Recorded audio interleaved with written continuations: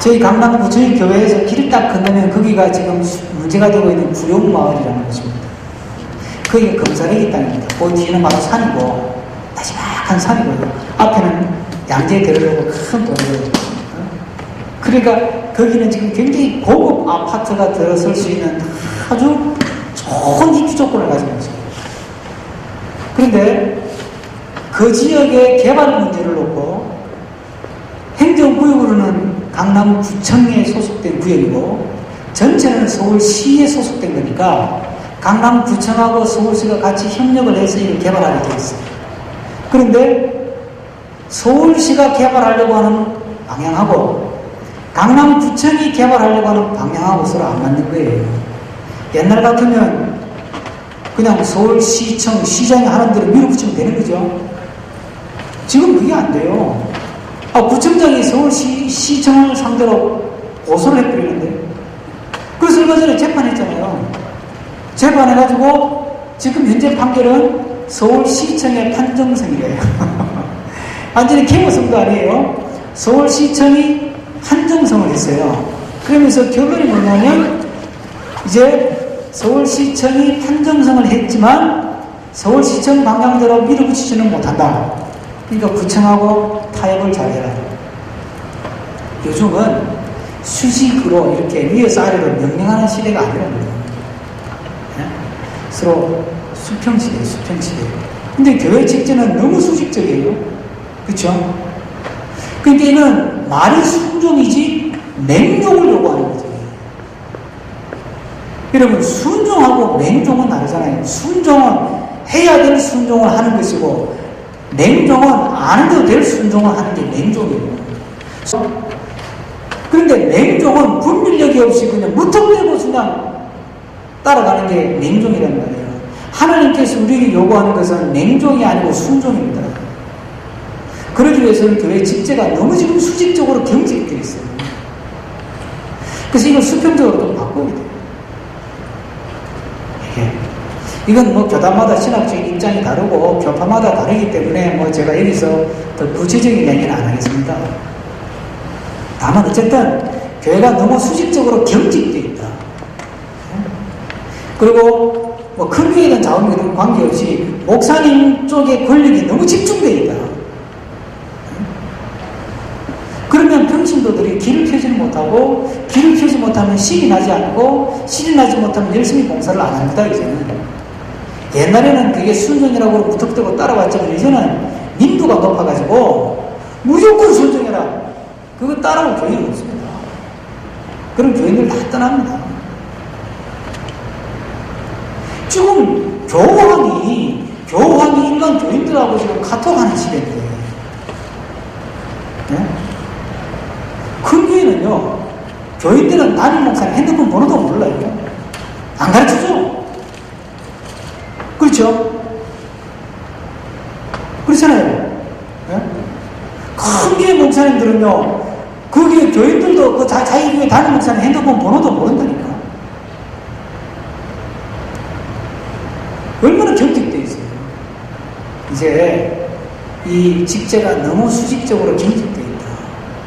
목회자의 영적 권위는 살려야 되겠지만 또 장로 이런 직제 기본적인 어떤 영적인 리더십은 살아야 되겠지만 너무 수직적이고 너무 이렇게 경직되어 있는 이 교회의 분위기, 행정적인 구조나 행정적인 제도 이런 것들은 좀 더 수평적으로 바꿔야 됩니다. 자, 그 다음에 다섯 번째가 신비를 담는, 표현하는 목회가 필요합니다. 제가 지난주인가 제가 말씀드린 것 같아요. 종교개혁가들이 종교개혁을 일으키면서 우상을 타파하고 미신을 타파하려고 모든 우상이라고 생각되는 것, 미신이라고 생각되는 걸 다 없애버렸어요. 없애고 오직 말씀으로 이렇게 돼, 참 잘 된 거예요. 잘 됐는데, 그러다 보니까 이 하나님의 교회가 그동안 발전시켜왔던 좋은 신비로움을 표현하는 그런 어떤 형식이나 양식까지 다 부숴버린 거예요. 여러분, 영화를 보면 성당, 네, 성당. 그럼 어떤 이미지예요? 딱 떠오르는 이미지가 신비롭죠, 그죠? 그러면서 왜 영화에 이렇게 큰 성당이 있는데 동네 아이가 또 지나가던 사람이 성당 문을 이렇게 열고 안을 이렇게 쳐다보면 어떤 광경이에요? 창문에 스테인글라스가 있고 그 스테인글라스 빛이 쫙 비치면서 저 앞에 우리를 치는 강대장 제대가 쫙 있는데 거기에 그냥 석양의 노을이 쫙 비치면서 뭔가 신비로운 느낌. 그래서 왠지 그 성당에 들어갈 때는 함부로 덜컥 문 열고 들어가면 안 될 것 같고 왠지 좀 이렇게 자세를 낮추고 조심 들어가서 뒷자리에 조용히 앉아서 기도해야 될 것 같은 그런 느낌이 있잖아요, 그죠? 예? 왜 교회는 그걸 못 가져왔냐는 거예요. 예? 왜 그걸 못 가져왔냐는 거예요. 분명히 복음에는 신비가 있습니다. 그렇죠? 이 신비는 두 가지인데 초월적 신비하고 내재적 신비가 있습니다. 초월적 신비는 뭐냐면 예수님께서 오병이어 기적을 행하시고 죽은 자를 고치시고 또는 모세의 시대에 홍해를 가르시고 또 예수님이 죽으셨다가 3일 만에 부활하시고 이게 전부 다 초월적인 신비, 소위 기적 같은 그런 거 아닙니까? 이게 초월적인 신비예요. 제가 지난번에 얘기 못 드렸나? 왜 그 선교사가 가지고 무당하고 맞짱 뜬 얘기 제가 했죠? 네? 했더니 달리기 찢어지고 이런 얘기 했죠, 제가? 안 했습니까? 한 것 같아요. 안 했어요? 어떤 선교사님이 선교를 가지고 열심히 아프리카 오지 같은 데 가서 선교를 했는데 열심히 해가지고 부족이 거의 다 믿게 된 거예요. 그랬더니 그 부족들 안에 이제 무당이 하나 있었는데 이 무당이 정도 쳐주고 그러면서 먹고 살았는데 이 사람들이 선교사가 와가지고 다 예수를 믿게 되면서부터 정치를 안 하는 거예요. 미신이하고. 그러니까 이제 밥줄이 끊겨진 거야. 그 무당이 고민하다가 참다 이게 안 되겠다. 저거 선교사하고 내가 맞짱을 떼야 되겠다. 그래서 선교사한테 통지가 왔어. 당신하고 나하고 1대1로 붙자. 붙어가 당신이 이기냐 내가 이기냐 한번 붙어가지고 내가 이기면 내가 남고 당신이 이기면 당신이 남고 둘 중에 하나는 떠나야 되겠다. 그래 선교사가 그 소식을 받았는데 기가 찬 거야. 이 선교사는 무슨 성령운동 하는 분도 아니고 심의원서를 가진 분도 아니고 그냥 말씀으로 그거밖에 모르는 선교사인데 그 연락을 딱 받았는데 또 동네 소문을 다 냈어. 이 무당이 동네 마당에서 이제 선교사하고 맨날 며칠 맞짱을 뜨기로 했다고. 완전히 갈멜산 지금 전투에 이게 이 선교사님이 날은 다가오지 이게 고민은 고민이 되겠어요. 이게 그래 간절히 기도하면서 하나님이 이 부족에게 나를 보내셨는데 여기까지 그냥 하고 또 다른 데로 옮기라고 하는가 보다 생각하고 보따리를 다 싸놓고 이제 그 무당하고 맞짱 뜨는 장소로 간 거예요. 어떻게 하겠어, 무당하고. 그 이제 맞짱을 딱 뜨고 갔는데 무당이 휘황찬란한 무당 옷을 입고 지팡이, 해골 달린 지팡이를 들고 와가지고 딱 섰더래요. 그게 동네 사람들이 구경거리 생기다 싶어가지고 부족 사람들이 다 빙 둘러섰는데 무당이 네가 먼저 하라 그랬대. 그래서 선교사님 뭘 어떻게 해야 될지 모르니까 네가 먼저 하라 그랬대요. 그랬더니 이제 이 무당이 그럼 내가 먼저 하겠다. 그랬더니 지팡이를 흔들고 방울을 흔들고 샬라샬라 하더니 야 하니까요. 갑자기 하늘에서 겨울의 바람이 확 부더래요. 선교사님 그걸 보고 기가 차더래요. 이거 맑은 날에는 겨울의 바람이 확 부는데 겨울의 바람이 확 불어가 꼬리가 이렇게 내려오더니요. 바닥에 달력이 한 장이 떨어져 있었던 거야. 그 달력을 겨울의 바람이 확 휘감고 싹 올라가더래 이렇게. 그리고 했더니 그냥 공중에서요. 와자자자 막 찢어져가지고 완전히 종이 부스러기 돼가지고 우르르 떨어져 버리더래요. 그러니까 주민들이 우와 박수를 치고 따봉따봉 채우다 이게 이제 무당이 어깨가 있었거든. 네가 해라 그러더래요. 그 선교사님 기가 차더래요. 나는 겨울이 바람 불러올 자신도 없고 종이를 공중에 띄우는 거는 고사하고, 뭐, 째는 거, 이거는 도저히 더 안 된다. 해가지고, 이제 졌다 싶은 거예요, 이제. 이게 어떻게 이제 그래도 뭐 기도는 하고 끝내야지. 그래서 하나님, 이제 아무래도 제가 이사를 가야 될 것 같습니다. 제가 그동안 뿌린 복음의 씨앗이 싹이 트고 잘 임해맺도록 도와주시고, 다음 제가 가야 될 제 사역지를 하나님 열어주시옵소서. 그리고 이 자리에서 저 무단히 행한 이상한 기적을 보고 이 주민들이 마음이 흔들리지 않도록 하나님 역사해 주시고 주의 능력으로 함께 해달라고 기도를 했어요. 기도를 한참 하고 있는데 갑자기 회오리 바람이 싹 불더래. 그 놀래가지고 눈을 떠서 보니까 막 회오리 바람이 휘 잡아오더니 아까처럼 똑같이 회오리가 확 불더니 회오리 꼬리가 땅에 확 내려오더니 흩어져 있는 달력 찢어진 쪼가리 있잖아요. 그걸 확 휘어감더니 확 그걸 몰아가지고 싹 올라가더니요. 좀 있다가 그게 툭 떨어지는데 이 종이 쪼가리가 다시 싹 붙어가지고 달력이 딱 완성이 돼. 그대로 싹 이러고 딱 땅에 딱 떨어지네. 그걸 딱 보더니 무단히 무릎을 딱 줬더라. 그러고는 내가 졌다. 나는 째는 거는 하는데 붙이는 거는 못한다.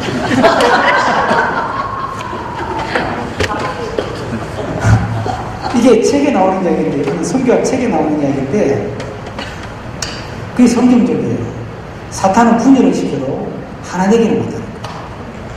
성령은 하나 되게 하시죠. 이런 걸 초월적 신비라고 그래요. 정말 필요하면 하나님께 우리의 목회 현장에도 초월적인 신비한 역사가 나타나게 하실 줄 믿습니다. 이건 전적으로 하나님 주권에 속한 것이니까 맡겨놓으면 되는 것이 하나님께 기도하고, 그래서 늘 기도하면서 주님의 은혜를 사모하면서 기도하는 것이고, 그 다음 우리가 목회적으로는 이걸 괜히 일부러 흉내를 낸다고 되는 게 아니에요. 스게바의 제사장 일곱 아들처럼 예수 이름으로 흉내낸다고 이게 되는 게 아니니까 그건 하나님께 맡겨놓고, 정말 복음이 갖고 있는 신비함을 담아내는데 이런 초월적 신비만 있는 것이 아니라 내재적, 내면적 신비라는 게 있잖아요. 네? 내면적 신비. 그러니까 이렇게 예배당문을 쫙 열면 왠지 참 예배당은 거룩한 공간이고 구별된 공간이라는 느낌도 있고, 네? 옛날에 성막을 한번 생각해보세요. 성막.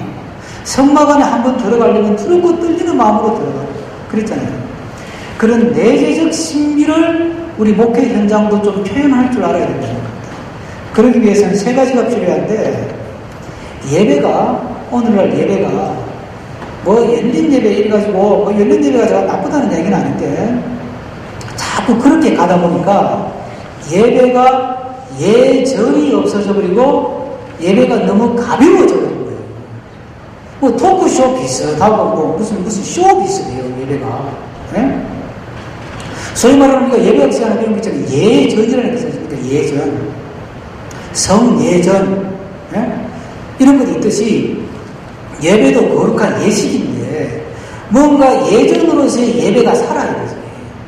그리고 금요일날 금요기도회 같은 거는 뭐 찬양하고 뭐 주여 삼창하고 뭐 열린 예배처럼 얼마든지 그건 뭐 저희 예배도 그렇게 해요. 하는데, 그러나 주일 예배는 뭔가 좀 예전이 살아야 돼요. 그러면서도 뭔가 그 속에 좀 열정이 있고 뜨거움이 있는 그런 어떤 내재적 신비, 뭔가 예배에 참여하는 것만으로도 내 마음의 영혼이 정화되는 느낌이 들고 하는 이런 내재적 신비가 있는 예배를 드릴 수 있어야 된다. 그래서 예정이 살아있는 예배를 드리자는 겁니다. 그러기 위해서 두 번째가 필요한 게 가운이라는 것도 우리가 좀 잘 생각할 필요가 있어요. 요즘은 자꾸 뭐 가운 벗어 제끼는 게 유행인데, 저는 주일날 가운이 입습니다. 가운. 그 스토어는 제가 하고 싶은데, 교회가 작은 교회라 스토어는 하려고 그러면 교회력에 맞춰서 다 해야 되기 때문에 저는 스토어는 안 합니다만 가운이 입습니다. 그리고 주일날은 저는 이 넥타이 안 합니다. 장로교 전통, 영국 장로교 전통이 이외에 신부들 위해 옷이라고 생각하는 로마 칼라 있잖아요. 클러지 셔츠. 이게 원래 영국 장로교, 스코틀랜드 장로교의 예복입니다. 원래 스코틀랜드 장로교 목사들의 예복이 이 로마 칼라입니다. 그래서 우리 교단, 통합교단은 목사들 옷 이런 거 만드는 게 파는 게 있거든요. 저는 그래서 이왕 뭐 그런 거 입을 바에는 그냥 한다 그러고 저는 로만 칼라 입습니다. 주일 아침에는. 예배 때 로만 칼라 자체가 예복이지만 로만 칼라 입고 저는 가운을 입습니다. 왜? 그게 제 허물을 가지고 뭔가 다 오픈시키는 것보다는 주일 예배 드릴 때만이라도 로만 칼라 입고 가운을 입음으로 해서 하나님의 신비를 담아내는 어떤 형식적 그런 틀을 유지하자 이런 뜻이거든요. 그 다음에 이제 세 번째는 인테리어에 신경을 좀 쓸 필요가 있습니다. 이 개톨릭은 왜 이게 창문에다가 이게 스테인글라스를 하지 않습니까? 스테인글라스. 개신교에도 스테인글라스 하는 교회들이 많은데 요즘 점점 많아지고 저는 그 좋은 현상이라고 생각합니다. 그러니까 교회가 뭔가 좀 이렇게 조명도 이런 직사광선은요, 이게 신비감을 표현하기도 부족해요. 저게 벽에 있는 등이, 저게 이게 간접 조명이거든요, 저게. 벽에 있는 등, 저런 게 간접 조명이잖아요. 저희 교회는 등이 다 간접 조명이에요. 간접 조명을 쓰는 거예요. 간접 조명을 쓰면 일단 은은한 느낌을 줍니다. 그리고 저는 흰색 등 저거 별로 안 좋아해요. 저거는 뭐 좀 표현이 그렇지만 너무 이렇게 밝고 또 너무 차갑고 또 좀 느낌이 좀 대바라졌다 이런 느낌. 뭐 좀 표현이 근데 말랑 까졌다 이런 거 있잖아요. 그런데 저게 백열전등 같은 LED라도 백열전등 같은 빛이 나는 게 있어요. 저런 백열전등 같은 빛은요, 뭔가 느낌이 좀 상당히 좀 이렇게 뭔가 좀 차분해지면서 분위기가 상당히 신비로운 느낌을 만들어낼 수 있어요. 저는 그런 게 필요하다는 거예요. 그거는 돈이 많이 드는 게 아니거든요. 그건 돈이 많이 드는 게 아니라 하나 아이디어예요, 문제. 아이디어 문제. 그건 교회 크고 작고하고 다 아무 관계가 없고. 요즘에 이렇게 예배당점에서 성경에 노출 공복을 많이 쓰는데 저는 이거 반대예요. 그렇다고 비싼 마감재를 쓰는 것도 반대고 이것도 돈 많이 들어요. 이게 노출 공법이 요즘 유행하는 공법인데 그러나 뭔가 이렇게 신비한 느낌은 안 들잖아요, 이게. 그렇죠? 그 상도동 가면 상도중앙교회라는 교회가 있습니다. 박봉수 목사님이라고 저하고 같이 이제 교회 목회 활동하는 목사님인데 그 목사님이 거기에 부임해가지고 기존의 교회를 리모델링 하면서 천정을 공사를 쫙 하면서 한 가운데에 천정 전체를 이렇게 하늘색으로 칠했어요. 천정 전체를 하늘색으로 칠하고요. 그 천정에다가 한 가운데는 구름을 싹 표현하면서 그림을 그렸어요. 천정에다가. 어떤 그림이냐면 예수님 재림하는 그림. 그걸 은은하게 환하게 그리지 않고 은은하게 천정에다가 싹 표현해가지고 그것이 강대상으로 연결되도록 했어요. 그걸 탁 보면 참 마음이 편안하고 신비한 느낌이 들어요. 그렇다고 최근에 이제 예배당을 다시 지었거든요. 그거 다 헐고 이번엔 그걸 안 했더라고. 제가 그래서 만나서 야, 그거 참 좋았는데 아이디어가 좋았는데 그것도 좀 살리지 왜 그랬냐 했더니 그 층수가 높고 그러다 보니까 그걸 못 살렸다 그러더라고요. 하여튼 교회가 크든 작든 관계없이 그 인테리어라는 걸 너무 비싸게 생각하지 마, 돈 많이 드는 이런 거 생각하지 마시고 좀 따뜻한 느낌을 주는 색깔, 조명은 간접 조명, 예? 그러면서 뭔가 좀 이렇게 자리 배열이나 이런 것들이 좀 조금 뭔가 이렇게 분위기 있게, 세상 말로 하면 좀 분위기 있게고 그리고 좀 신학적으로 표현하면 신비로움을 담아낼 수 있는 그런 분위기를 만들어가는 것입니다. 그건 조금만 감각이 있으면 누구나 할 수 있거든요. 자, 신비를 담는, 표현하는 그런 형식이 필요하다는 것이고, 자, 그 다음에 여섯 번째, 다양한 목회 모델이 필요하다는 건데, 옛날에는 뭘 하나 만들어도, 제품을 하나 생산해도, 소품종, 대량 생산을 했습니다. 자, 예를 들면 전화죠, 전화. 옛날에 전화는, 처음 전화 나왔을 때는 두 가지 종류밖에 없었습니다. 기억하세요? 너무 오래돼서 기억이 안 나세요? 제가 초등학교 다닐 때 이제 각 가정집에 전화가 들어왔거든요. 그때 전화는 두 종류밖에 없었어요. 백색 전화, 흰색 전화, 이제 흑색 전화, 청색이든 흑색이든 두 가지밖에 없었어요. 그러면 흑색 전화하고 백색 전화는 뭐가 차이가 있냐? 흑색 전화는 못 팔아먹는 거예요. 백색 전화는 명의를 다른 사람에게 넘길 수 있는 거였어요. 전화기 종류는 그거 하나밖에 없었어요. 무조건 흰색이든 검정색이든. 그 뒤에 이제 전화가 기술이 발달하면서 전화기가 이제 상당히 이렇게 뭔가 이제 패션 감각을 가지고 디자인 감각이 생기면서 전화기가, 다양한 전화기가 생기고, 뭐 별별 희한하게 생긴 전화기가 많이 생겼고, 이제는 전화기는 이제 죽어가고, 이제는 핸드폰, 스마트폰 시대예요. 자, 보세요. 흑색 전화, 백색 전화 할 때는 품종이 두 개밖에 없어요. 흑색 전화, 백색 전화. 그 두 개만 만들면 되는 거예요. 그러니까 흑색, 백색 대량으로 찍어낸 거예요. 요즘 스마트폰은 모델이 얼마나 많은지. 예? 모델이 뭐 또 나와봐야 한 6개월, 1년 만에 또 새로운 모델을 나오고. 굉장히 모델, 품종이 많다는 말이에요. 그래서 요즘은 다 품종이에요. 그러니까 이걸 품종 하나를 대량으로 만들어내면 장사가 안 돼요. 그래서 다 품종이기 때문에 품종마다 소량 생산해요.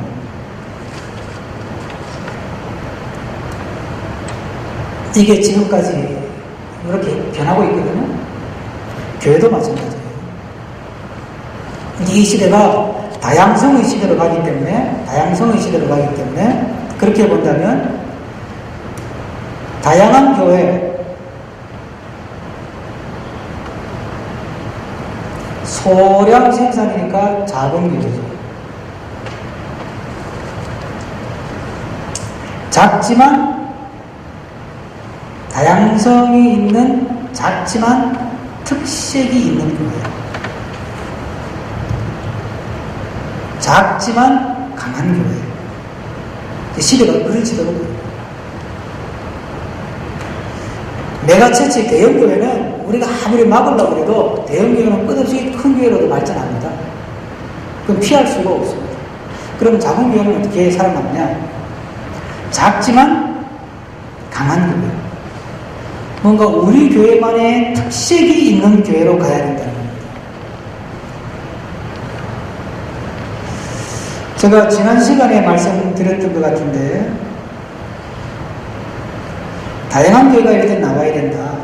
그거 먼저 말씀을 드리고, 다양한 교회 중에서 또 우리 교회만의 특색 있는 교회, 이런 식으로 가야 됩니다. 그러니까 다양한 교회가 나오기 위해서는 일단 신학 자체가 좀 달라져야 돼요. 신학 자체가.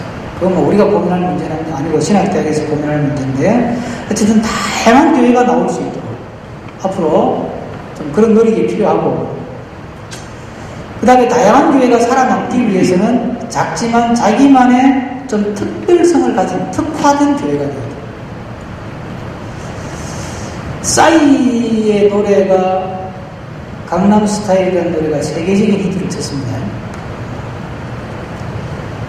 그 노래가 히트를 친 이유는 노래를 잘해서도 아니고, 싸이가 잘생겨서도 아니고, 싸이가 특별히 춤을 잘 춰서도 아니래요. 그걸 분석한 글을 보니까요, 그 싸이가 강남스타일이라는 노래를 찍어낸 음반에 곡이 한 7개 정도가 있는데, 다른 곡들은 다 실패했어요.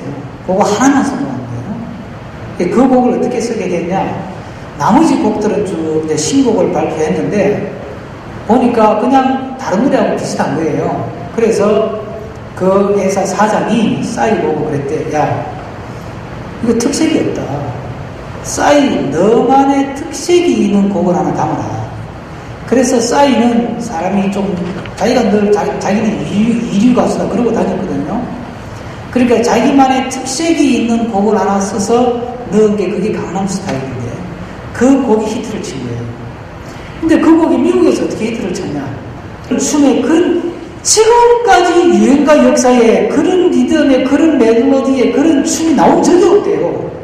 너무너무 독특하대, 그게.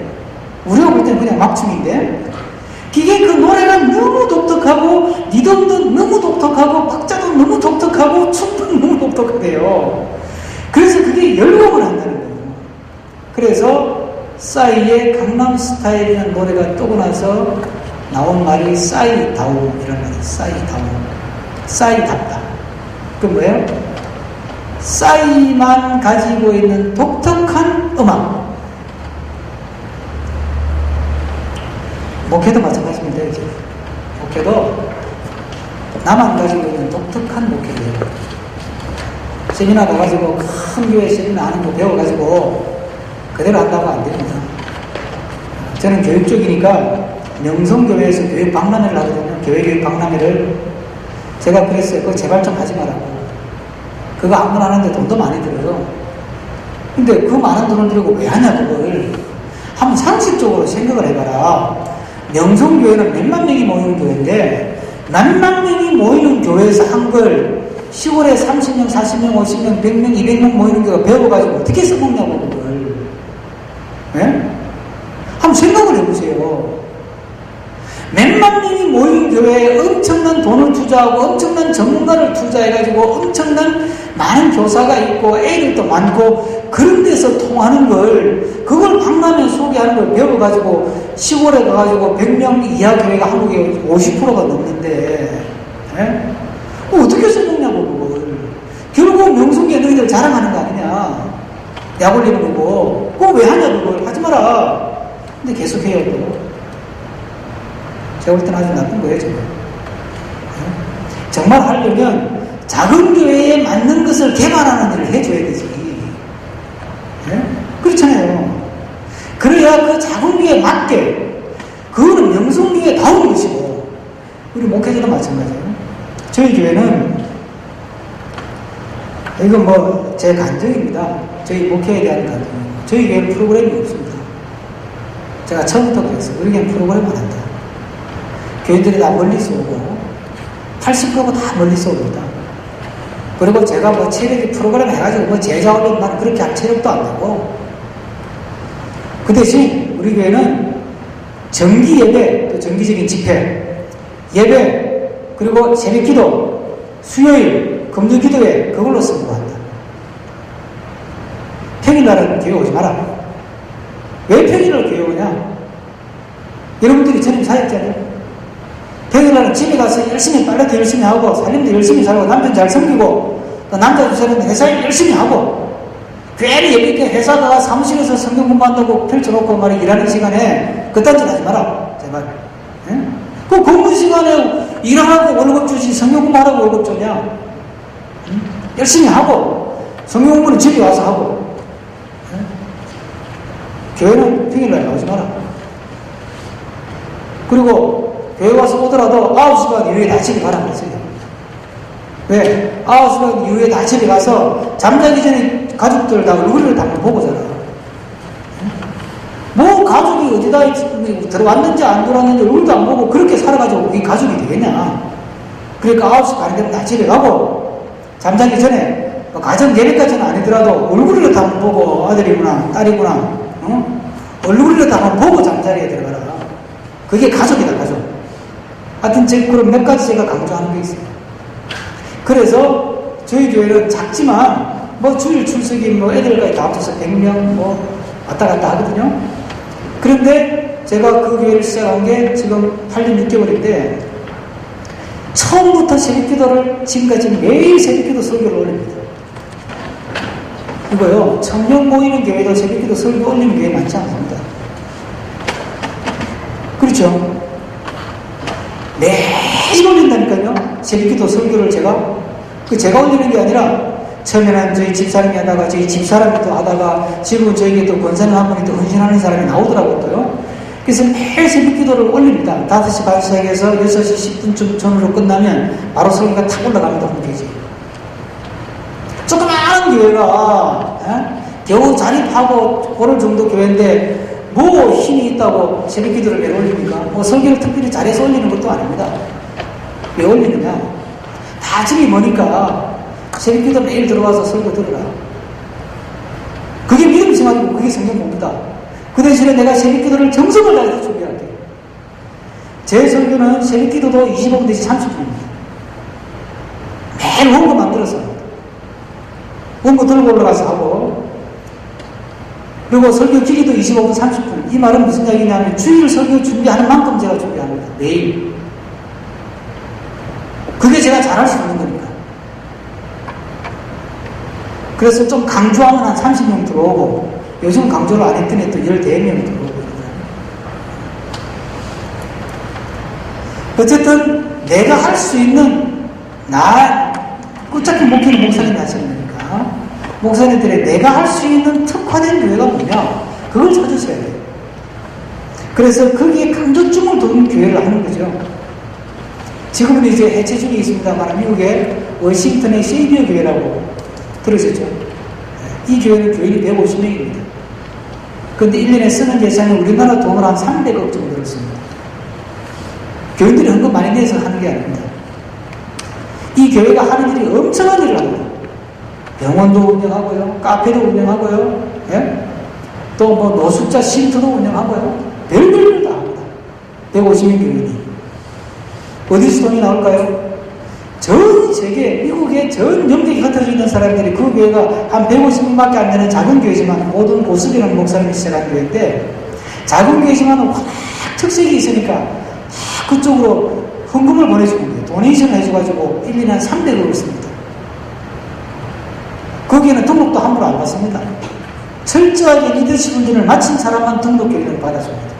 예배는 마음대로 와서 드려있게 해주지만 등록은 그냥 안 받아줍니다. 특색이 있잖아요. 아까 말씀드린 기쁨의 교회 있죠, 정호영 목사님. 그 교회도요, 등록 함부로 안 받습니다.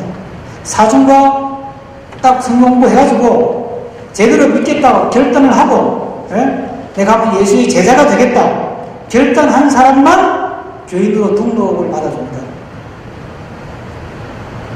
특색이 있잖아요. 그렇죠? 또 하나 사례를 소개시켜드리면, 광주에 가면 감리교회가 있습니다. 수흥시흥교회입니다. 이름이 수흥시흥교회. 근데 이 교회는 젊은 사람인데, 감리교가 이제 재정을 줘서 개척한 교회예요.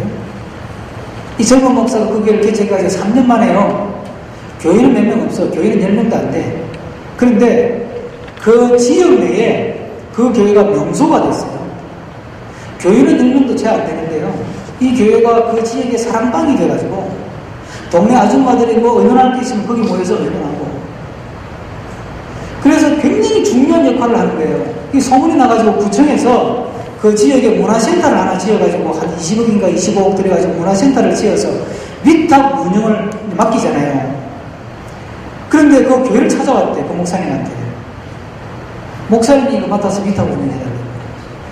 목사님이 개척해가지고 몇 년 안 됐지만 너무너무 좋은 소문이 나고, 교회가 지역사회를 위해서 너무 사랑방 구체를 하면서 너무너무 참 보람있게 그런 소문이 나서 그냥 우리 구청에서 목사님한테 이 큰 센터를 그냥 위탁 운영하고 싶다고. 그거 받으면요, 임금이 국가에서 다 나가요. 목사님 생활비 저절로 해결이 돼요. 예? 근데 목사님이 거절했어요. 저 그거 안 합니다. 왜? 그건 제가 감당할 크기도 아니고, 제 본질은, 제 본업은 목회지, 그런 문화센터 운영하는 게 제 본질이 아닙니다. 거절했어요. 그게 또 오히려 또 감동을 줘가지고 서로 그거 하려고 불교고 뭐 종교단체에서 막 로비도 하고 그러는데 하라 그래도 안 하니까. 그 지역 주민들에게 너무 소문이 나가지고 이 조그마한 교회가 교인 10명도 안 되는 교회가요, 그 동네에 리더십을 가진 거예요. 놀라운 교회가 있습니다. 산청에 있는 교회는 젊은 목사님이 가가지고요, 무언가 특색 있는 걸 만들어보자 그래가지고 뭐 몇 가지를 해가지고 다 성공을 했는데, 그 중에 하나가 뭐냐면 락 페스티벌 하는 거예요. 헤비메탈. 젊은 아이들을 끌어모아보려고. 그 산청에 시골에 애들이 없으니까. 그래서 젊은 아이들을 끌어모아보려고 헤비메탈 있잖아요. 막 소리가 막 귀에 찢어지는 음악 있잖아요. 그거 밴드 중에서 아주 건전한 헤비메탈이 많거든요. 그 이제 그런 밴드를 불러다가 연주를 한 거예요. 그러니까 이 밴드들은 자기들을 초청하는데 해주는 데도 없는데 불러주니까 고맙잖아. 그러니까 돈도 조금만 받고 와준 거야. 그게 소문이 난 거예요. 산천 시골에 헤비메탈 그룹이 와가지고 연주한다 그러니까 그 동네 그 지역에, 군 지역에 있는 젊은이들, 애들이 소문이 나가지고 막 몇백 명이 모이는 거예요. 그게 유명한 헤비메탈 페스티벌이 된 거예요. 해마다 해요. 그 바람에 그 동네 그 교회가 굉장한 힘을 가지는 거예요. 국회의원도 와가지고 그 목사님한테 인사를 해야 되는데, 지금은.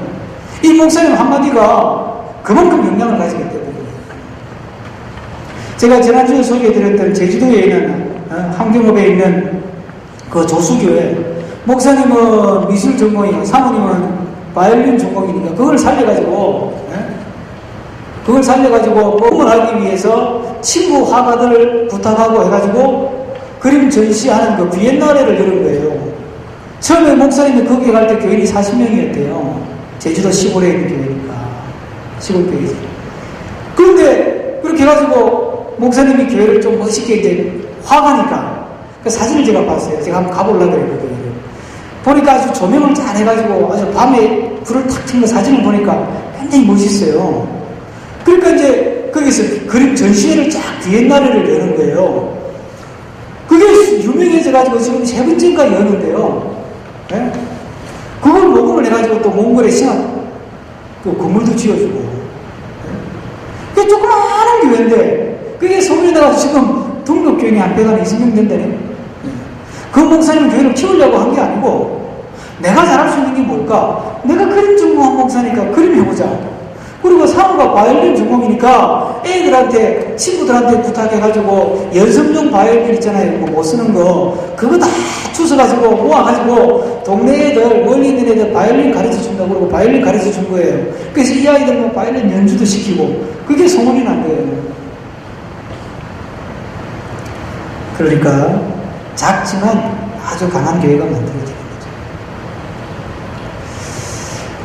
우리가 그런 마음으로 접근하면 목회의 새로운 활로를 열 수 있으리라고 믿습니다. 앞부분 여기까지 목회에 어떻게 새롭게 접근할 것인가 말씀을 드리고 좀 쉬었다가 이제 그럼 목회자가 어떻게 준비해야 되나 마지막으로 그걸 좀 같이 나누도록 하겠습니다. 잠깐 쉬겠습니다. 1시간 5시까지 마지막 그 주제입니다. 목회자에게 요구되는 것이 이제 뭐냐, 어떻게 준비하고 어떻게 대응할 것이냐 하는 겁니다. 앞서도 잠깐 말씀드렸지만 선배 목사님들은 사실 이런 공부가 필요 없었습니다. 변화의 사이클이 워낙 이렇게 크기 때문에. 근데 지금은 뭐 변화 주기가 10년이면 강산이 변하는 시대에서 이제는 뭐 6개월이면 변하는 시대입니다. 제가 이제 내비게이션을 가지고 다니는데 이 내비게이션도 6개월마다 업데이트를 시키지 않으면 6개월 만에 길이 없어지고 새로운 길이 생겨요. 어떨 때는 당황스러워요. 그만큼 세상이 빨리 지금 변화의 주기가 굉장히 짧아졌다는 겁니다. 자, 이제 목회자로서는 우리가 진리의 복음은 바꿀 수 없고 변할 수 없지만 그 복음을 담아내는 그 목회의 형태는 끊임없이 변해야 되는데 그러기 위해서는 목회자에게 그런 감각이 필요한 거죠. 자, 목회자에게 요구되는 감각이 뭐냐? 먼저 책을 하나 소개를 드리면 그 다니엘 핑크라고 하는 사람이 있습니다. 다니엘 핑크. 이 다니엘 핑크라고 하는 사람이 쓴 책, 새로운 미래가 온다라는 책이 있습니다. 새로운 미래가 온다.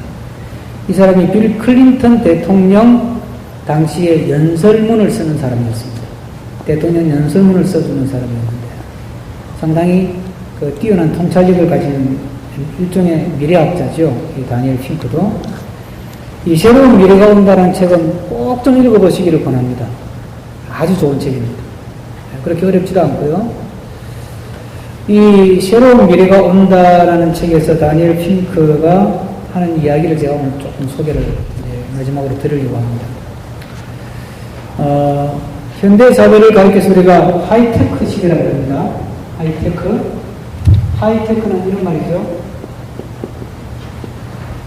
하이테크, 하이테크놀로지, 그러니까 고도의 기술이란 말이겠죠. 고도 기술 사회인데 하이테크 시대에서 이제는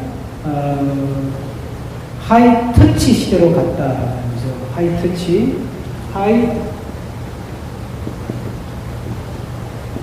시대로 갔다. 그게 이제 하이터치 시대로 갔다는 게 이걸 이야기하는 사람이 존 나이스미트라고 하는 미래학자입니다. 일종의 이런 이야기입니다. 이거는 고도의 터치니까 감각 또는 뭐 디자인 이런 뜻인데, 고도 기술이라고 하는 거는 고속도로 생각하시면 됩니다. 이게 고도 기술이죠. 이제는 고속도로만 가지고 안 되고, 고속도로가 어떤 여러 가지 센서들을 설치해가지고 운전하는 사람이 굉장히 편리하고 그렇게 만들어주는 기능을 가지는 것을 하이터치라고 합니다. 예를 들어서 밥솥을 한번 생각해 보십시오. 밥솥이라고 하면 옛날에 우리 어머니들이 밥할 때는 밥솥이 없었습니다. 전기밥솥이 그냥 솥 가지고 했는데 전기밥솥이만 나왔습니다. 처음 전기밥솥이 나왔을 때 그게 이제 고도 하이테크놀로지 제품이죠. 그런데 하이터치 제품으로서의 전기밥솥은 밥만 잘하는 게 아니고 그 밥솥의 디자인이 굉장히 멋있는 겁니다. 디자인이 굉장히 멋있고 그것도 밥솥의 어떤 색상이 아주 멋있는 겁니다. 그래서 싱크대 위에 밥솥을 딱 놓으면 이게 무슨 이렇게 예술 작품 하나 놓은 것처럼 아주 밥솥이 모양도 멋있고 색깔도 멋있는 거죠. 밥만 잘하는 게 아니라. 그러니까 하이터치 밥솥은 밥만 잘하면 되잖아요. 근데 하이터치 밥솥은 밥 잘하는 건 당연한 거고 색상도 예쁘고 디자인도 예쁘고 막 그래야 된다는 거예요. 그만큼 감각적이어야 된다는 거죠. 시대가 그렇게 변하고 있어요. 설교로 예를 들면 고도기술은 설교를 아주 훈련적으로 잘하는 설교가 하이 테크놀로지 설교라고 볼 수 있습니다. 그럼 하이터치 설교는 뭐냐면 훈련적으로 잘하는 정도가 아니고 교인들의 마음을 짚어주는, 교인들의 마음에 탁 와 닿도록 하는 설교를 하이터치 설교입니다. 그러니까 설교가 점점 어려워지죠. 잘하기도 해야 되지만은 교인들의 마음을 터치해 주면서 그러면서 또 하나님의 메시지를 우리가 왜곡시키지 않고 그대로 전해야 되니까 정말 깊은 기도, 하나님의 영이 충만한 게 없이는 이 시대에 정말 하이터치가 어려워져요. 근데 이제 다니엘 핑크는 이 하이터치에다가 더하기 하이 컨셉이라고 했습니다.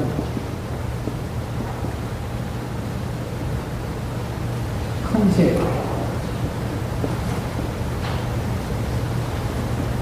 컨셉이라는 말이나 하이 터치라는 말이나 비슷한 뜻이라고 생각하면 되는데 상당히 생각이 감각적으로 가야 된다 이런 뜻입니다. 상당히 생각이 창조적이고 창의적으로 가야 된다. 그러니까 이제 목회가 옛날에 그냥 신학대학에서 배운 것 가지고 목회하는 시대 가지고는 안 되고 목회 현장에 와서 내가 목회하는 현장에서 도시면 도시, 또 농촌이면 농촌, 어촌이면 어촌, 산촌이면 산촌, 또 교인들이 전문인이든지 아니면 농사짓는 분이든지 아니면 뭐 직장인이든지 그런 교인의 대상에 따라서 또 교회의 지역적인 환경에 따라서 거기에 맞게 내 목회를 디자인할 수 있는, 내 목회를 구성할 수 있는 그런 창조적인 컨셉, 그런 능력이 필요한 시대라는 거죠. 자, 그런 하이 터치 더하기 하이 컨셉의 지도자가 되기 위해서는 몇 가지 감각이 필요하다. 그래서 다니엘 핑크가 말하는 것은 6가지 감각인데 그걸 제가 좀 목회하고 목회자하고 연결을 지어서 좀 말씀을 잠깐 드리려고 합니다. 첫째가 뭐냐면 기능을 넘어서 디자인으로 가자는 거예요. 자, 보세요. 주보는 뭐 하는 거죠? 주보는 왜 만듭니까, 여러분? 목사님들 주보 만드는 이유가 뭐죠? 어디다 쓰려고 만드세요? 그 생각 안 해보셨죠? 주보의 기능이 뭡니까? 제가 신학대학 수업하면서 학생들에게 자, 주보의 기능이 뭐냐 했더니 그 젊은 아이들인데요. 갑자기 멍해지더라고요, 아이들이. 생각을 안 해본 거예요. 근데 여러분, 우리가 주보를 매주 만들어요. 주보 만드는데 꽤 많은 돈이 듭니다. 주보 만드는 비용도 무시 못합니다. 예? 중대형 교회는 주보 만드는 교회 비용만 1년에 1, 2천만 원 듭니다. 아무리 작은 교회도 주보 그냥 4면짜리 뭐 A4 반 접어서 8면짜리 주보, 그 4면짜리 주보 만들어도요, 종이 한 장에 기름값에 다 계산하면요, 그 주보 한 장이 한 20원 치이는 거예요. 그걸 100장 매주 만들면 2,000원 아닙니까? 1년이면 돈이 10만원 아닙니까? 예. 그럼요. 그게 주보가 엄청난 겁니다. 그 매주마다 만드는데 우리는 그 주보에 대해서 깊이 생각을 안 하잖아요. 근데 다니엘 핑크가 말하는 이제 단지 기능만 가지고는 안 된다. 이제 이 다음 지도자는 기능을 뛰어넘어서 이 내가 지금 하고 있는 이 일이 기능을 뛰어넘어서 디자인도 좀 담아야 된다. 아까 제가 밥솥 말씀드린 것처럼. 그러면 주보의 기능이 먼저 뭐냐? 주보의 기능은 말 그대로 주 보니까 뭐 광고도 하고, 그렇죠? 그 다음에 순서지를 안내하는 기능이 있습니다. 주보는 광고의 기능이 있고 순서를 알리는 기능이 있습니다. 그런 기능들이 있는데 그런 기능을 담아내면서 이왕이면 주보가 딱 받았을 때, 오, 우리 교회 주보 되게 세련됐다. 이런 느낌이 딱 들면 좋아요, 안 좋아요? 좋죠. 그렇잖아요. 그럼 그건 디자인이에요. 이왕이면 주보를 만드는데 교인들이 봤을 때 참 디자인이 세련되게 되어 있고 한눈에 딱 들어오도록 되어 있고 그렇게 만들 수 있지 않습니까? 그거는 큰 돈이 드는 것도 아닙니다. 뭐 전문 회사에 꼭 맡겨야 되는 건 아니지 않습니까? 글자만 살짝 바꿔도, 예? 교회 이름, 그 글자 모양 폰트라는 게 있잖아요. 글자 모양만 살짝 바꿔도 느낌이 확 달라지는데, 예? 교회 젊은이나 아니면 뭐 교회 출신 젊은이한테 좀 디자인을 전공하는 학생이 있다면 부탁해서 야 우리 교회 주보에 가면 디자인해봐라. 그래서 하나 딱 폼 하나 만들어 놓으면 그 다음부터는 그냥 매주마다 바뀌는 내용만 바꿔놓으면 되잖아요. 그러니까 다 예를 드는 겁니다. 기능만 가지고 안 되고 이제는 거기에 디자인의 감각이 더 좀 추가가 돼야 된다. 그러니까 목회자가 이제는 좀 디자인의 감각도 가지면 좋겠다. 그래서 아까 제가 그 신비 이야기할 때 인테리어 말씀드렸습니다. 의자를 배치할 때 그냥 의자를 쭉쭉쭉쭉 이렇게 놓는 방법이 있겠죠, 그죠? 근데 저희 교회 의자는 이렇게 되어 있습니다. 강대상이 여기 있습니다. 여기서 이렇게 있으면 의자가 석줄입니다. 모양이 애매해서 석줄로 하는데 가운데 의자는 이렇게 되어 있습니다. 좌우 날개 의자는 이렇게 놨어요. 느낌이 다르죠? 그렇죠? 아무것도 아니지만 느낌이 달라요. 뭔가 여기 강대상으로 쫙 모이는 느낌이 들어요. 이게 하나의 그 감각이죠. 이건 누구나 할 수 있는 일입니다. 그래서 뭔가 이렇게 좀 목사님들이 인테리어나 디자인이나 이런 것들 좀 이렇게 관심 가지고 보실 필요가 있어요.